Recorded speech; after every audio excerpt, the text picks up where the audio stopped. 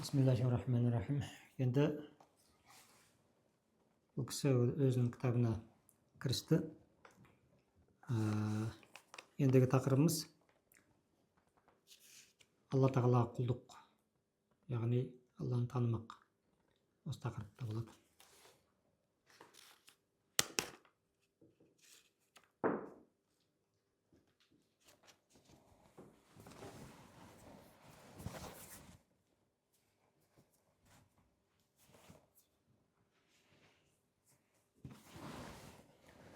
Бисмиллахиррахманиррахим.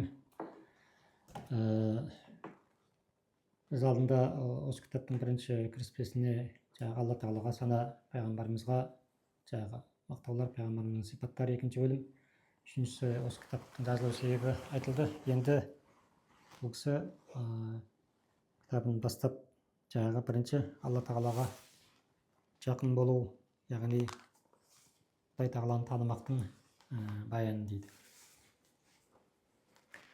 Недер құллық ани мүштақи болмақ, өзіден фани хаққа бақи болмақ дейді. Құлдық деген не дейді? Құдайдың құлымыз дейміз ғой, сол құлдық деген не дейді? Бұл дейді Алланы, яғни Алла тағала мақсатым менің мақсатым Алла тағала деу дейді.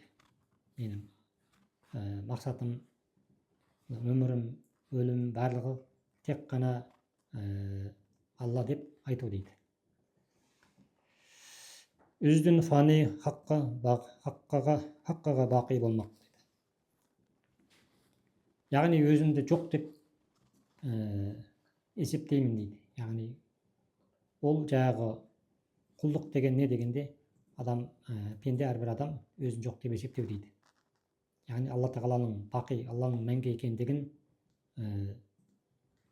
Алланың мәңгі бақи екендігін енді бұл жерде былай ғой, жалпы енді осы жаратылыс негізінде енді былай негізінде жоқ қой енді. Мысалы Алладан басқа жаратылғанның барлығы негізінде жоқ. Алла тағала жаратқаннан кейін ғана жаратылған енді. Соны айтып тұр ғой бұл жерде енді. Өйткені біз негіз жоқпыз. Сол өзіңнің сол жоқ екендігіңді Алла тағаланың жаратқандығын, Алла тағаланың ақиқат негізгі бар Алла. Мен жаратылғанмын, мен жоқпын, ештеңке емеспін деп сол жағын мойындау дегендеге келіп тұрып жүрді. Соны айтады. Танымақ тәңіріне, танымақ хауаден, кейін тұрмақ фиали наравадин.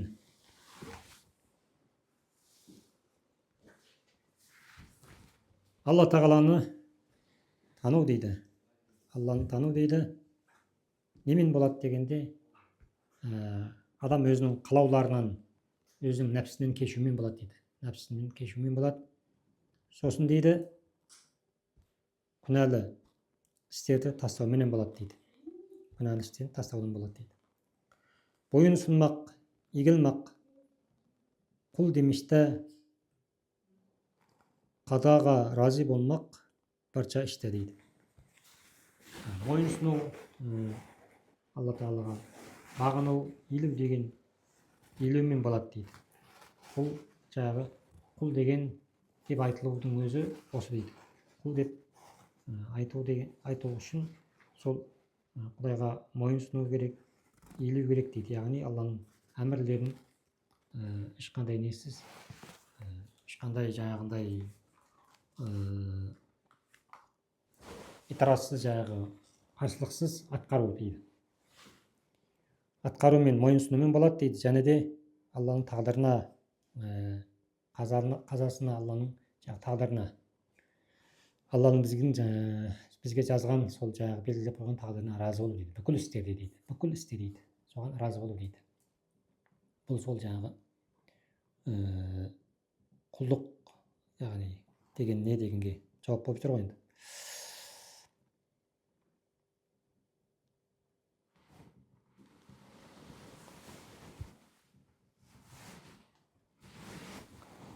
Яқын білмек жамаат итқадын, кейін білмек мұхалып ижтихадын дейді. Яқын білмек жамаат итқадын, кейін білмек мұхалып ижтихадын дейді. Яғни әхлі сүннет вал жамағаттың итқатын, сол жамағаттың сенімін, соны яқин деп білу, соған бүкіл кәміл толық иман ету дейді. Одан басқаны дейді, одан басқаны одан кейін қою дейді. Яғни одан басқаны оған мұхалып, оған қайшы болғанды сенімнен бас тарту дейді. Яғни жаңағы әхлі сүннет вал жамағаттың сеніміне, ақидасына қайшы ақиданың сенімнен бас тартумен болады дейді. Сеніміне қайшы сенімге дейді.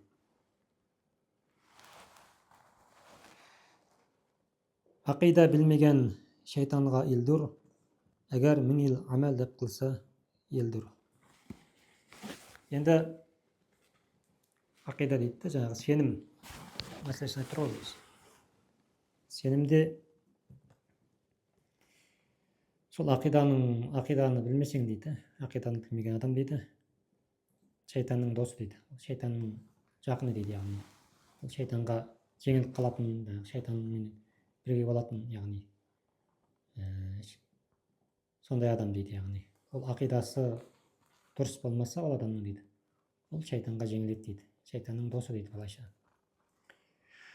әгер 1000 ел амал деп қылса елді дейді, ол 1000 жыл амал естіде дейді, сондай ақидамен, сондай сеніммен дейді, оның жасаған амалы жел ұшып кетеді дейді, ештеңеге жарамайды дейді, ол жарамсыз Алланың алдында дейді. Енді бір нәрсені қоса кетейік. Жаңағы имам Ғазали өзінің бір несінде жаңағы адамның соңғы сәтінде дейді, өлім сәтінде жаңағы адамның имансыз кетіп қалуына, енді Алла сақтасын, екі нәрсе себеп болады дейді екен. Бірі дүниеге дейді, дүниені қатты жүрегімен сүю дейді, дүниені қатты жақсы көріп кету дейді. Адам дүниені қатты жақсы көріп кетсе, қатты сүйсе дейді, сол дүниеден ажырап бара жатқан кезде, яғни өлім сәтінде дейді, мені осы дүниеден айырған, осы дүниені менен алып қойған кім деп Алла тағалаға қарсылық білдіріп дейді, сондай бір халде болып қалады дейді. Құдай сақтасын. Сол сәтте шайтан соған жұмыс істейді екен, сол кезде барып. Сонымен барып сол адам сол немен кетсе, егер сондай бір Аллаға бір қарсы немен имансыз кетіп қалуы мүмкін дейді. Құдай сақтасын. Енді дейді, екіншіден дейді, адамда бір дұрыс сенім болмаса дейді, ақидасы басқа бір сенімде болған болса дейді, мысалы басқа бір ақидада болған болса деген сияқты, сондай бір ақидасы дұрыс болмаса, ол адамда сол жаңағы өлім сәті келген кезде сол ақиданың несіменен жаңағы ол кезде сол шайтан жаңағы адамға келіп соның жаңағы ақидасын дұрыс емес ақидасыменен кетуіне сол шайтан не болады екен, соған сөйтіп сол адамда сол ақидасы дұрыс емес адамда сондай жағдайға кіріптар болып қалуы мүмкін дейді. Сол үшін енді бұл жерде ақида деген ақида мәселесі, яғни сенім мәселесі өте маңызды. Соны айтып жатыр бұл кісі. Ақида білмеген дейді, ақиданы сол жаңағы сенімді ақида білмеген адам дейді, шайтанға елдір дейді. Шайтанның көмекшісі болмаса, шайтанға жеңіліп қалатын сондай біреу дейді, шайтанның адам дейді. Егер ол дейді амал етсе дейді, 1000 жыл амал етсе дейді, жасаған амалы ол ештеңеге тұрмайды дейді, ол қабыл болмайды дейді ғой, жел ұшып кетеді дейді. Сондай.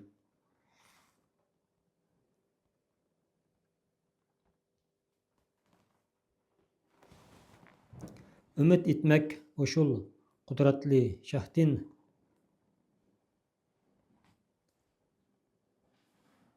янардын хауп етіп янмақ күнахтен дейді.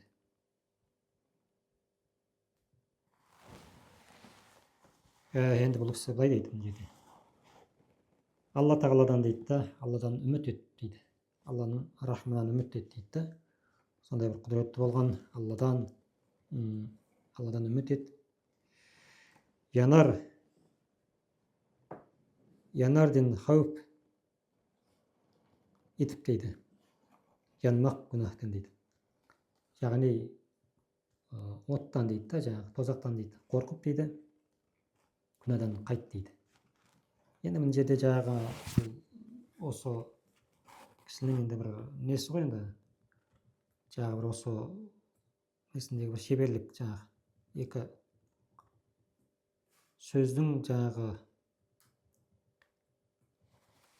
енді бұны осындай мені неткен адамдар түсінеді енді жаңағындай сондай бір қағида бар екен, осындай бір неде янарден хауп етіп дейді, янмақ күнәһтен дейді. Жаңағы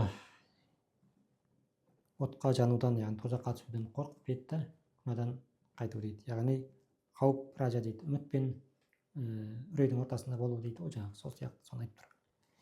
Алла тағаланың үмітінен, рахымынан үмітіңді үзбе дейді, және де Алланың азабынан қорқып деген келіп тұр.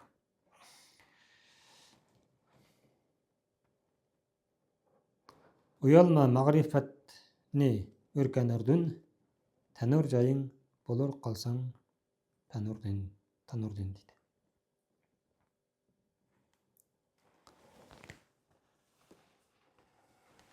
Енді Алланы танымақты, яғни осы ақиданы мағрифат дейді, осы ілімді дейді. Үйренуден ұялма дейді. Ілім алудан ұялма дейді ғой, енді кімнен болса да ілім ал дейді бұл жерде. Соны айтып тұр.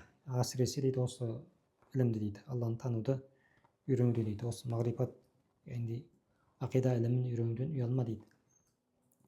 Тәнір жайың болар қалсаң танырден дейді. Егер Құдайды танудан қалсаң дейді да, Құдай тағаланы танудан қалсаң дейді, орның сенің дейді жаңағы от болады дейді да, сол жерде қаласың дейді. Сол үшін Құдайды танудың өте Алла тағаланы танымақтың өте маңыздылығын айтып тұр.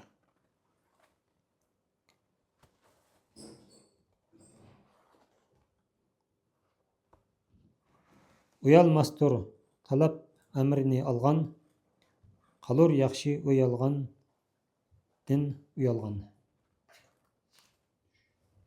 Ұялмастыр талап әміріне алған, қалыр яқшы ұялған дін ұялған. Мына жерде де ана кісі жаңағындай бір қағидаменен айтып тұр да, енді қарасаңыз енді екі сөз бір-біріменен ұқсап тұр, бірақ жағы екеуі екі түрлі мағына береді. Ұялмастыр талап әміріне алған дейді.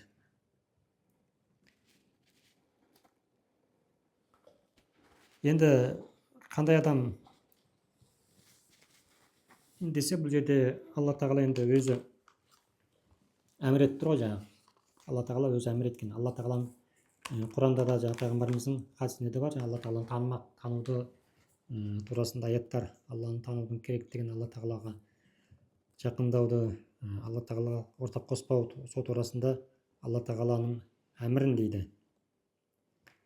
Әмірін білген, сондай Алла тағаланың сол әмірін, сондай білім алуды Алла тағала әмір еткен деп, соны білген адамдар дейді, ұялмайды дейді. Ондай адамдар ұялмайды дейді, оны білген адамдар Алла тағала әмір еткен, Алла тағала бұйырған деп, сол жаңағы білімді алады дейді.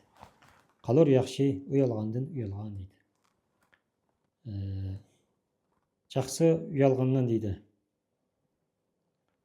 қалады дейді. Жақсы ұялған деген енді Алланың разылығын тауып жаңағы бейішке келген адамдарға, бейіштегі үйді айтып жатыр ғой, бейіштегі Алланың сондай сарайларды, қасірлерді айтады, сондайдан қалып қаласың дейді, ұялсаң дейді да, ұялсаң дейді. Сонымен Алла тағалаға Алланы танымақтың баян деген бөлім соңына жетті. Ассаламу алейкум ва рахматуллахи ва баракатух.